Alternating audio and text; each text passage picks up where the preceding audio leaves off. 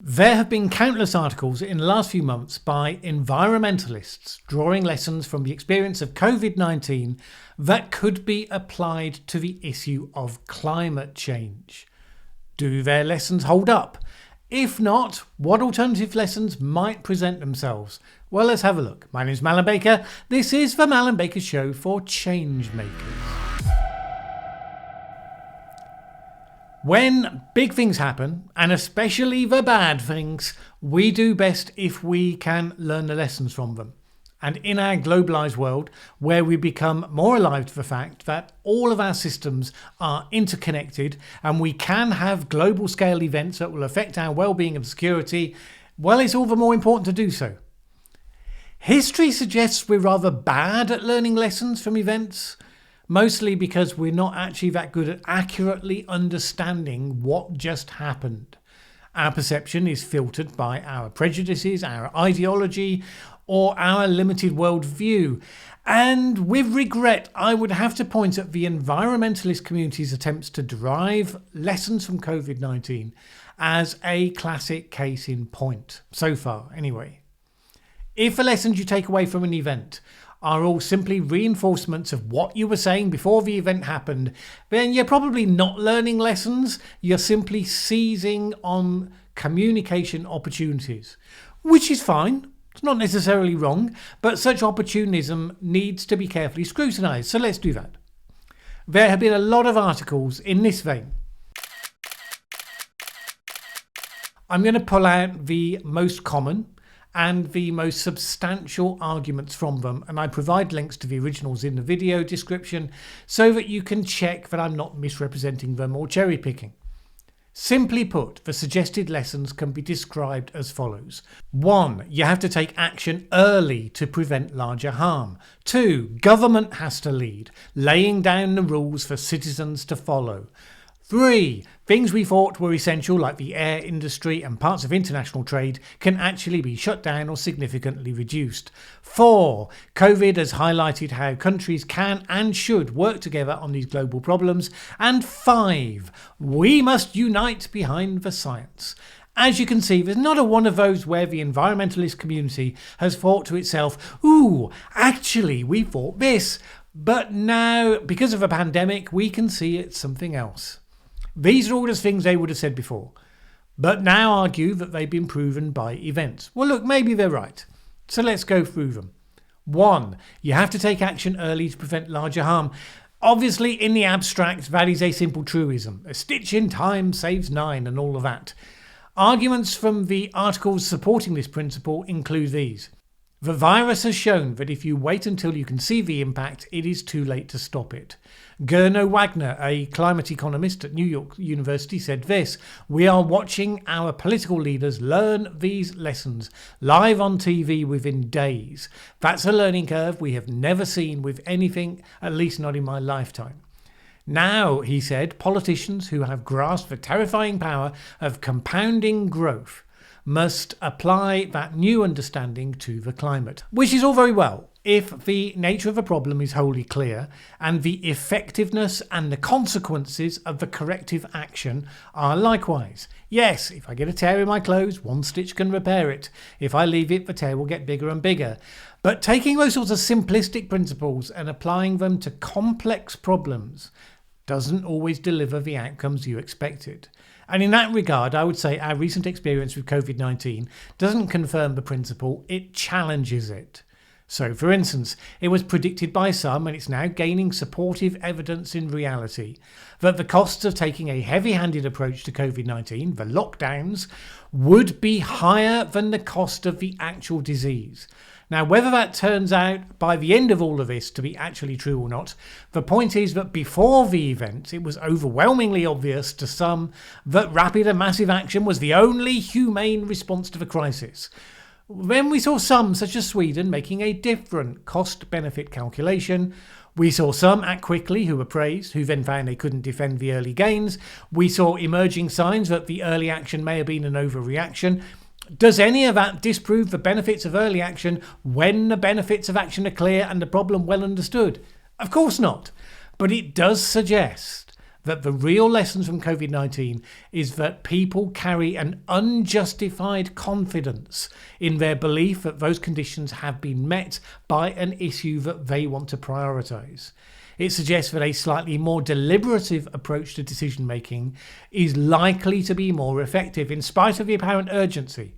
Slightly more deliberative doesn't mean doing nothing or waiting for decades before anyone decides to jump to that conclusion.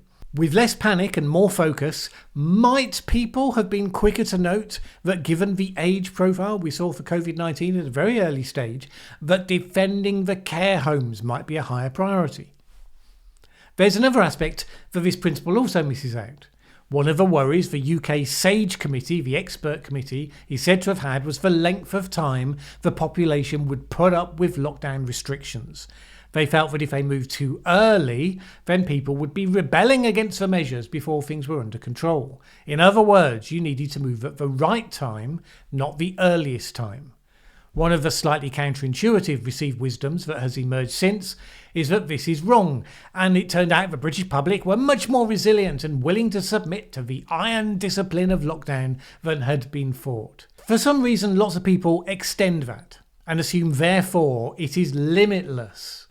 But the truth is, all we really found is that if you do a good enough job scaring people at the start, they'll last longer than you thought they would. But eventually we've seen it does start to break down. And so it is, particularly amongst a significant portion of younger people. Even countries like Germany, which had been relatively successful in their approach to the pandemic, have had growing numbers of protests and pushbacks against restrictions. So the argument that says you can't move too early still likely holds true. If you go before the cases have become visible, then people probably won't support the measures. Obviously, if you leave it too late, the consequences can be made significantly worse, which is why it's hard to get credit as a political leader in this situation. The challenge to presumptions on climate change should be clear. If you fail to take people with you, sooner or later you will lose their support, and that will make it impossible to achieve whatever goals you were trying to achieve. That poses a fundamental challenge to the idea that you address climate change by encouraging or requiring major punitive lifestyle changes on the population. COVID-19 would suggest that if there are alternatives to that, they should be the first focus, because that other stuff is hard. Okay, and that takes us naturally onto the second lesson. Government has to lead, setting down the rules for citizens to follow. The problem, according to some of the articles, is that people will, left to their own devices, happily take risks that will primarily affect other people. Said Gurno Wagner, it's all about somebody else stepping in and forcing us to internalise the externality, which means don't rely on parents to take their kids out of school, close the school. Don't rely on companies or workers to stay home or tell their people to stay home. Force them to do so or pay them to do so, but make sure it happens. And of course, that's the role of government. Joachim Levy made a similar point. The response of government can aggravate or decrease the problem. In Wuhan, for example, we saw how important public structures were in spite of all the weaknesses. The fact that you have these hospitals, the fact there was a rapid rush to find a vaccine, to build new facilities. Other governments, Levy said, have been far slower to react, leading to huge loss of life in countries such as Italy and Spain. National and global crises such as coronavirus and climate change, he says, make the case for robust government requiring coordination of individuals, public and private institutions. People cannot do this on their own. It's a common effort, and the way to organise it is through government. I think taking lessons from the recent pandemic and coming to that conclusion as a broad sweeping statement, somewhat problematic. The only government that gets praised in that list was an extremely authoritarian one. All the others are only quoted as examples of having gotten it wrong. And examples given, parents won't take their kids out, so shut down the schools. Companies won't tell their people to stay home, so shut them down. That's a vision of government that many felt we shouldn't submit to even in the context of a short-term pandemic crisis.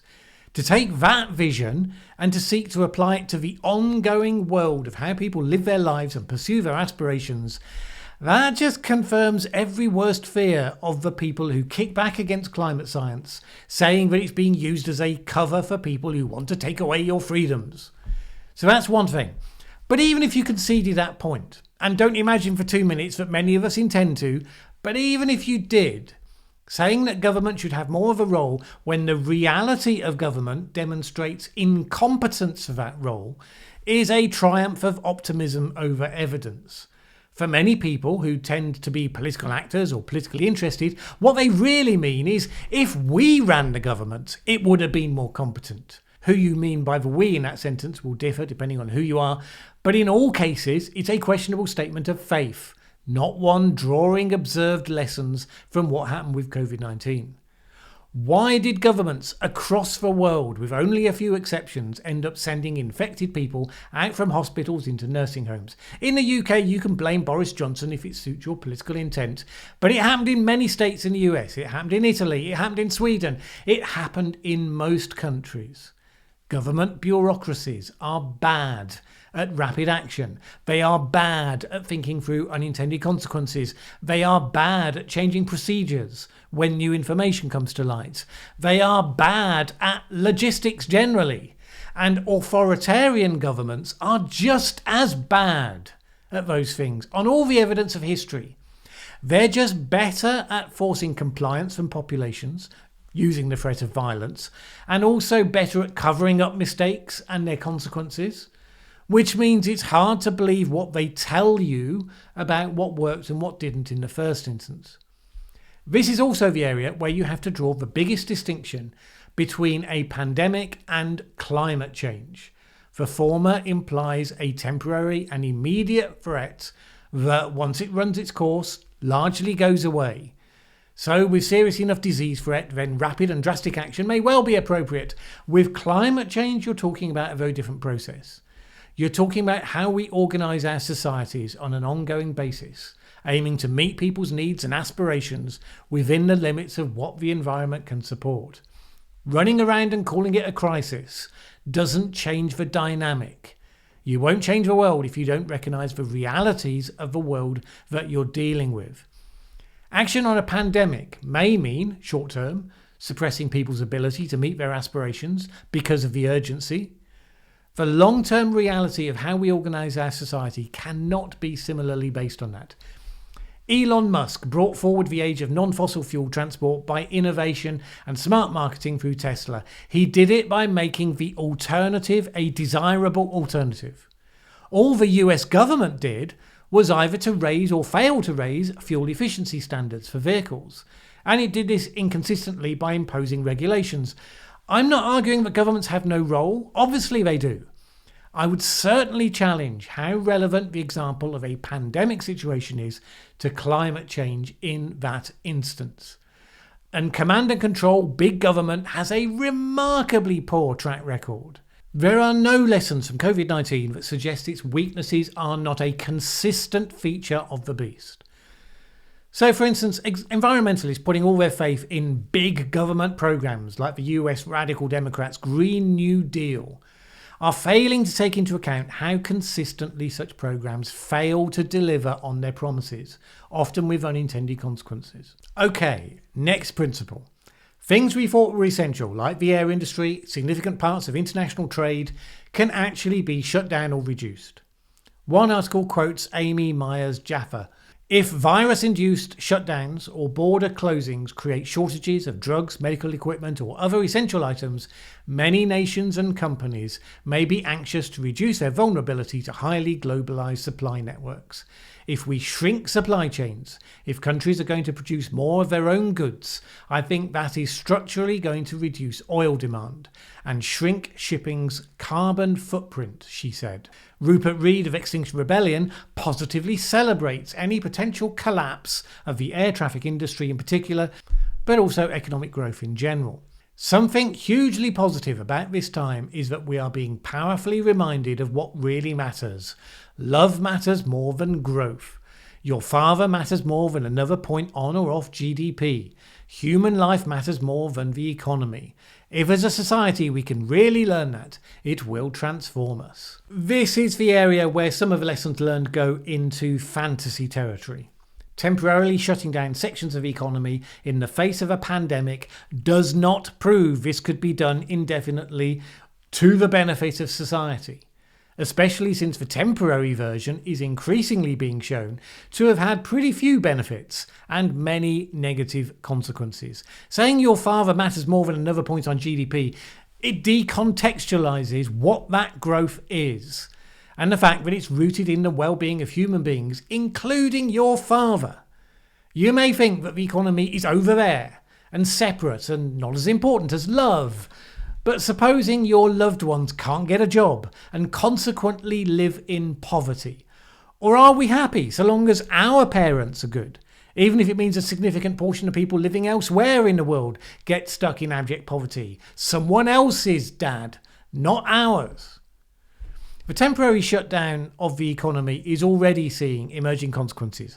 Millions of jobs lost, many businesses, all sizes going bankrupt, rising toll in human mental health and hardship. These are not abstract things of no consequence, so long as we all embrace the ones we love with all that extra time we have and stop to smell the roses.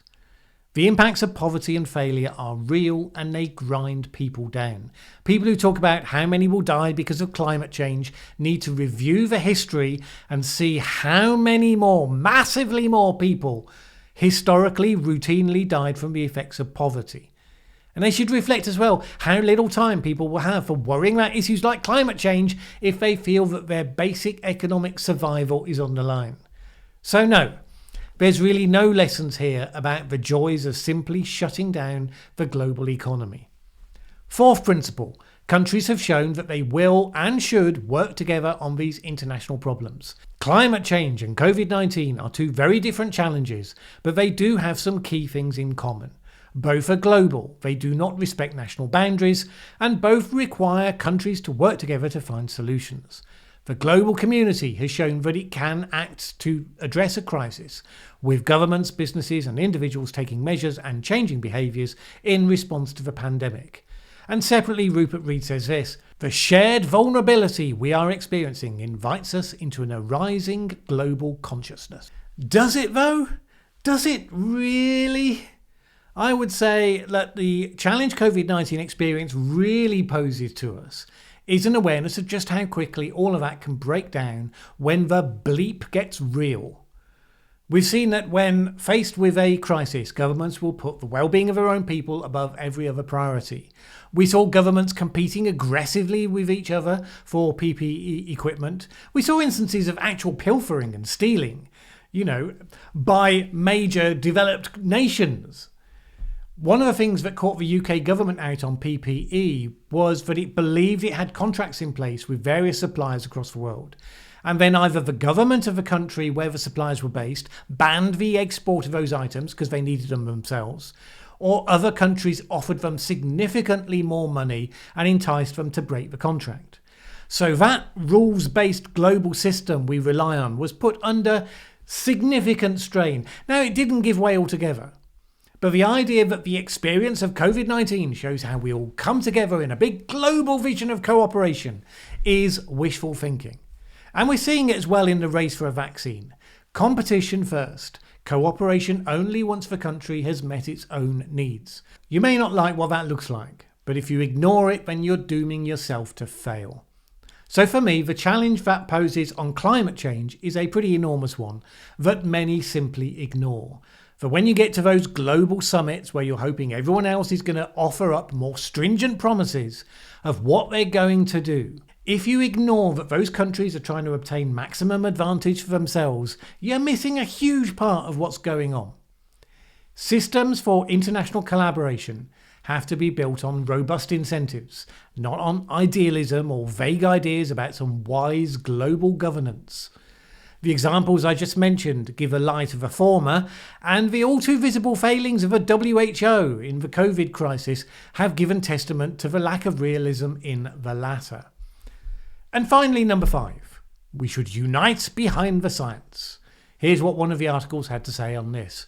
Both climate change and COVID-19 pandemic require us to listen to experts, to unite behind the science, and not play politics with people's lives. This means responding to the challenge at the appropriate scale and treating a crisis like a crisis with the urgency that's needed. Epidemiologists have constantly warned of the likelihood of the worldwide spread of a virus, saying it is not a case of if, but when. For the most part, they have been ignored. In the same way, climate scientists have been warning for decades of the catastrophe threatened by global heating. COVID-19 shows how vital it is to listen to the science. Perhaps the epidemic will prompt a more urgent approach to climate change. Now, this is another complicated challenge, hiding behind an innocuous truism. Of course we should unite behind the science. The science in this case representing the reality of biology, chemistry and physics. Obviously that's true.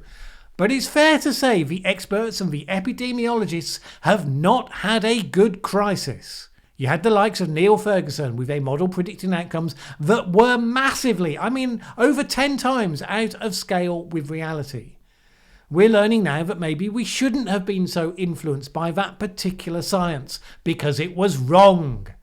And be clear, nobody says that epidemiology is wrong about the fact that viruses can be bad and that they kill people. That, we can safely say, is settled science. But the details matter if you're going to make any sort of logical assessment of risk and frame public policy based on it. We had governments led by committees of experts that were initially closed and relatively secretive. Since they were pulled out into the open, you've seen many of their assumptions challenged by other experts, particularly statisticians, critical of what passes for the state of the art in epidemiology. We saw governments failing to challenge their advisors, failing to have the courage to put the advice in the context of the bigger picture. Epidemiologists only know one thing, but the decisions that were needed weren't dependent on just one thing. In other words, good policy is informed by good science, but it can't slavishly follow it, because the science only tells you one part of what is and what might be. It can't tell you what to do about it. No epidemiologists were advising on the cost of the virus compared to the cost of lockdown. The latter was outside of their field of expertise. In other words, climate scientists can tell you that emissions of CO2 will have an impact on the climate and what the current estimates are that certain concentrations will have certain outcomes. It won't tell you what policies should follow to maintain the well-being of human society to meet all of your other goals while also reducing or eliminating your contribution to that problem. Climate scientists don't know how to do that. If they think they do, they're getting activism mixed up with science. Now, bear in mind, it has been acknowledged by some of the epidemiologists who gave evidence to the House of Commons Select Committee that Sweden, with its very different policies, could be equally said to have been based on the science as anyone else. The problem is that all too often the people who said you should unite behind the science presume it has a higher degree of certainty than it does, and they assume it supports a very specific policy position. Magically, that policy position turns out to be the one they would have preferred anyway. I would say that the example of COVID-19 challenges that assumption. Good decision making would have looked at potential impacts from both the coronavirus and the forced lockdown of society, and decisions would have been taken for a realistic assessment of risk, for best possible trade-offs, to get most people through with the best outcome. Now, that's not what we did. We treated it as a single variable problem. If we fail to recognise we got that wrong, then we're not learning the lessons. We'll still be seeing the consequences of that failure over the next year, and no doubt telling ourselves as we do that it's the fault of the government rather than because we didn't get the process or the science right. So, in conclusion, there are lots of lessons to be learned from COVID-19, and I'm sure there's lots of important ones that I've completely missed. Let me know what they are in the comments section below.